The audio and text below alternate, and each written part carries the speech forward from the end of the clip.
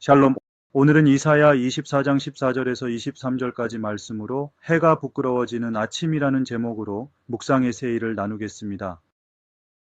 온전한 신앙이란 아직 남은 밤을 정직하게 견디면서도 마침내 밝아올 아침의 이름을 부를 줄 아는 생명사건입니다. 입추가 지났습니다. 낮의 열기는 여전히 억척스럽지만 새벽 4시 무렵의 공기에는 분명히 다른 결이 섞여듭니다. 이맘때 잠이 깨어 창을 열면 아직 사방이 캄캄한데 어디선가 새 한 마리가 먼저 웁니다. 하늘은 조금도 밝아지지 않았는데 그 소리만 홀로 앞서갑니다. 저는 그 소리를 들을 때마다 마음이 조금 아픕니다. 저 새는 무엇을 보고 우는 것일까? 아직 오지 않은 아침을 어떻게 저리 확신하는 것일까? 그리고 만약 저 새가 틀렸다면 이 긴 밤을 저 혼자 어떻게 견딜까? 이 여름을 지나오며 마음이 시뜻해진 분들이 계실 것입니다. 남들은 다 좋아졌다는데 나만 여전히 어두운 자리에 서 있는 것 같은 분들, 기뻐하라는 말이 오히려 부담이 되어버린 분들이 계실 것입니다. 그 모든 분의 심령 위에 주님의 다사로운 평화가 깃들기를 소망합니다. 오늘 본문에도 새벽 전에 우는 새 같은 소리가 등장합니다. 어제 우리가 읽은 24장 앞부분은 온 땅이 뒤집히고 포도주가 끊기고 성문이 부서지는 폐허의 풍경이었습니다. 모든 소리가 꺼진 자리였습니다. 그런데 14절에서 갑자기 노랫소리가 터져 나옵니다. 그것도 한 곳이 아니라 사방에서 터져 나옵니다. 서쪽 바다에서, 동방에서, 바다 모든 섬에서, 그리고 땅 끝에서. 놀라운 장면입니다. 그런데 더 놀라운 것은 그 노래를 들은 예언자의 반응입니다. 그는 함께 노래하지 않았습니다. 그는 몸을 떨었습니다. 이사야 24장부터 27장까지를 성서학자들은 이사야의 소묵시록이라 부릅니다. 여기서부터 예언자의 시선은 한 나라의 흥망을 넘어 온 세계의 운명으로 그리고 역사의 끝자락까지 넓어집니다. 김필호의 교수는 오늘 본문의 성격을 한 문장으로 이렇게 요약합니다. 이스라엘의 성급한 환호와 예언자의 전율. 노래하는 이들은 아마도 세상 곳곳에 흩어져 살던 유다 사람들이었을 것입니다. 그들은 눈앞에서 벌어지는 거대한 격변을 보며 이방 민족들을 향한 하나님의 심판을 읽어냈고 그것이 곧 우리 차례가 돌아왔다는 신호라고 판단했습니다. 그래서 노래한 것입니다. 판단은 반쯤 맞았습니다. 하나님께서 개입하고 계신 것은 사실이었습니다. 다만 그들이 놓친 것이 있었습니다. 그 심판의 저울 위에 그들 자신도 함께 올라가 있다는 사실이었습니다. 그러니 14절과 15절의 노래를 우리는 함부로 비웃을 수 없습니다. 무리가 소리를 높여 부를 것이며 여호와의 위엄으로 말미암아 바다에서부터 크게 외치리니 24:14. 이 노래가 울려 퍼지는 곳을 보십시오. 성전이 아닙니다. 시온이 아닙니다. 국경 바깥 흩어진 자들이 남의 땅에서 겨우 붙어 사는 자리입니다. 흩어짐은 본래 심판이었습니다. 그런데 그 심판의 자리가 예배의 자리가 되었습니다. 히브리어 본문은 15절을 명령형으로 읽습니다. 동쪽에서 여호와를 영화롭게 하여라. 바다의 섬들에서 이스라엘의 하나님 여호와의 이름을 영화롭게 하여라. 찬양은 감정이 차오를 때 저절로 새어나오는 것이기 이전에 어두운 자리에 서 있는 사람에게 주어지는 명령입니다. 이 대목만 놓고 보면 이 노래는 참으로 아름답습니다. 문제는 그 다음입니다. 땅 끝에서부터 노래하는 소리가 우리에게 들리기를 의로우신 이에게 영광을 돌리세 하도다. 그러나 나는 이르기를 나는 쇠잔하였고 나는 쇠잔하였으니 내게 화가 있도다. 4:24-26. 저는 이 그러나라는 한마디 앞에서 오래 머물게 됩니다. 온 세상이 영광을 돌리자고 외치는데 한 사람이 그 노래에 등을 돌리고 자기에게 화를 선언합니다.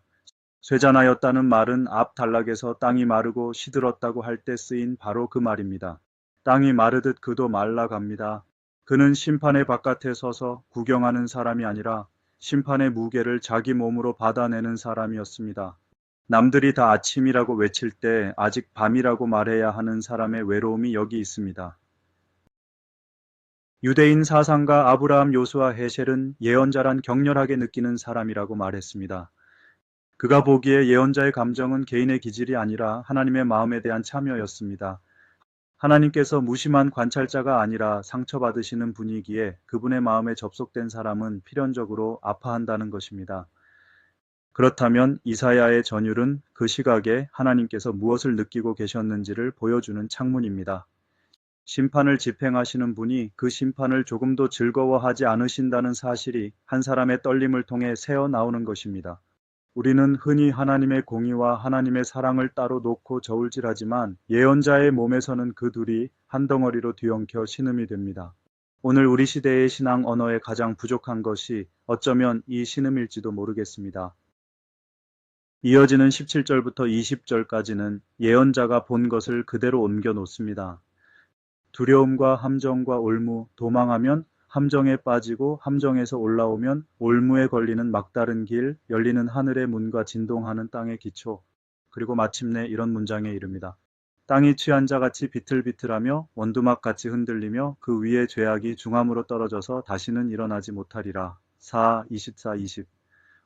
우주의 파국을 묘사하면서 예언자가 꺼내든 비유는 뜻밖에도 술 취한 사람의 걸음걸이와 밤을 지내려고 얼기설기 지어놓은 원두막입니다.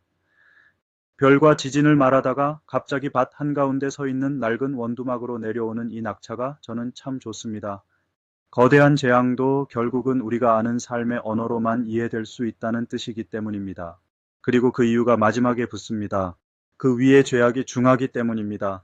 땅을 무너뜨린 것은 밖에서 온 적이 아니라 땅이 스스로 짊어진 무게였습니다. 여기서 끝났다면 오늘 본문은 견딜 수 없는 글이 되었을 것입니다. 그런데 21절이 새로 시작합니다. 그날에 여호와께서 높은 데에서 높은 군대를 벌하시며 땅에서 땅의 왕들을 벌하신다고 합니다. 하늘의 권세와 땅의 권세가 나란히 호명되어 깊은 옥에 모입니다. 그리고 23절이 이 모든 것의 결론을 놓습니다. 그때에 달이 수치를 당하고 해가 부끄러워하리니 이는 만군의 여호와께서 시온산과 예루살렘에서 왕이 되시고 그 장로들 앞에서 영광을 나타내실 것임이라. 4, 24, 23. 달이 낯을 붉히고 해가 창백해지는 이유가 재앙 때문이 아니라는 것이 중요합니다. 더 큰 빛이 떠올랐기 때문입니다. 고대 사람들이 신으로 섬기며 시간과 운명을 맡겼던 해와 달이 참된 왕 앞에서 제 자리를 찾아 물러섭니다. 김필회 교수는 이 왕 되심이 새로 보좌에 올라가시는 사건이 아니라고 분명히 말합니다. 그분은 처음부터 영원까지 변함없는 왕이셨고 다만 희미하게만 인식되던 그 왕권이 마지막 날에 누구나 볼 수 있게 완전히 드러나는 것뿐입니다. 그러므로 오늘 본문이 우리에게 가르치는 것은 노래하지 말라는 것이 아닙니다. 노래의 주어를 바로잡으라는 것입니다. 흩어진 자들의 노래가 부족했던 것은 소리가 작아서가 아니라 그 노래가 결국 우리 편의 승리를 겨냥하고 있었기 때문입니다. 그런데 본문이 도달하는 곳은 어느 민족의 승리가 아니라 한 분의 즉위였습니다. 오늘 한국교회의 언어에도 이 혼동이 깊습니다. 미워하던 세력이 무너지면 하나님의 심판이라 하고 우리 편이 잘 되면 하나님의 축복이라 합니다. 그렇게 우리는 자꾸 14절에 무리 편에 서고 16절에 그 한 사람 곁에는 서지 않습니다. 그러나 복음은 세상을 향해 손가락질하라고 우리를 부르지 않았습니다. 무너지는 땅 위에 우리도 함께 서 있음을 알고 먼저 우는 자리로 부르셨습니다. 십자가는 심판을 피한 자리가 아니라 심판을 통과하신 자리입니다. 그리고 이 기다림은 결코 수동적인 것이 아닙니다. 해가 부끄러워지는 아침이 반드시 온다고 믿는 사람만이 오늘의 어둠을 정직하게 견딜 수 있습니다. 성적표가, 인사발령이, 진단서가, 장호가 우리 삶의 마지막 판결문이 아니라는 것을 아는 사람은 그것들 앞에서 무너지지 않습니다. 반대로 아침을 믿지 못하는 사람은 오늘의 작은 불빛 하나를 아침이라고 우기게 됩니다. 새벽 전에 우는 새가 아름다운 것은 그 새가 밤을 부인해서가 아니라 밤 한가운데서 울기 때문입니다. 오늘 우리 가정의 저녁 식탁에서 우리 소그룹의 나눔 자리에서 서둘러 결론 내리고 싶은 마음을 하루만 미루어 보면 어떨까요? 그 하루의 침묵이 누군가에게는 함께 울어주는 소리로 들릴 것입니다. 8월의 새벽은 여전히 깁니다. 그러나 저는 저 먼저 우는 새를 이제 조금 다르게 듣습니다. 저 새는 아침을 앞당기려고 우는 것이 아니라 아침이 온다는 것을 알기에 밤속에서도 우는 것이라고 말입니다. 우리의 노래도 그러하기를 바랍니다. 어둠을 부인하지 않으면서도 빛의 이름을 부르는 노래, 남의 무너짐 위에 얹는 승정화가 아니라 함께 무너진 자리에서 올려드리는 찬양 말입니다. 그 노래가 익어갈 때 우리는 해와 달이 부끄러워하는 그 아침을 두려움이 아니라 그리움으로 맞이하게 될 것입니다. 아직 밝지 않은 새벽을 견디시는 여러분 모두가 시온산에서 왕이 되시는 그분의 얼굴빛을 기다리며 오늘 하루를 걸어가는 평화의 순례자가 되시기를 간절히 축원합니다.